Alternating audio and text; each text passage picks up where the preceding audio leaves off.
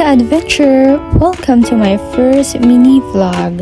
So, today's video, pupunta tayo sa Canmore, Alberta.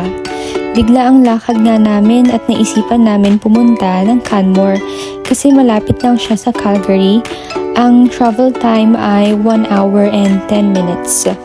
Bago kami pumunta sa mga magagandang tanawin, nagbayad muna kami ng parking fee.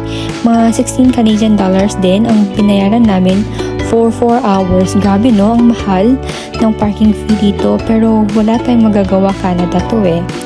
First stop, dito tayo ngayon sa downtown nila kung saan may mga iba't ibang store katulad ng coffee shops, souvenir items at marami pa. Hindi na nga namin masyado nilakad at pumunta na kami dito sa bridge kung saan kitang-kita ang ganda ng Three Sisters Mountain. Alam niyo ba na kilala sila sa tawag na Big Sister, Middle Sister at Little Sister? Nung unang kita ko nga, hindi ko ma-explain yung ganda ng view. Na-realize ko na grabe talaga ang galing ng paglikha ng Panginoon sa lahat ng bagay sa mundo. Naglalakad-lakad lang naman kami dito at pagpasensyahan nyo na ha at medyo magalaw yung camera kasi nilalamig ako at parang naninigas ang mga kamay sa sobrang lamig. Nadaanan naman namin ang grassy lake at makikita siya sa tuktok ng bundok. Bumaba lang kami at nagpa-picture saglit.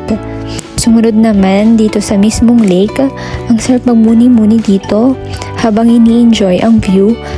At ito naman yung asawa ko na nagpapapicture lagi. Nga niya pinapaulit sa akin kasi di ko daw makuha yung gusto niyang shot ng picture.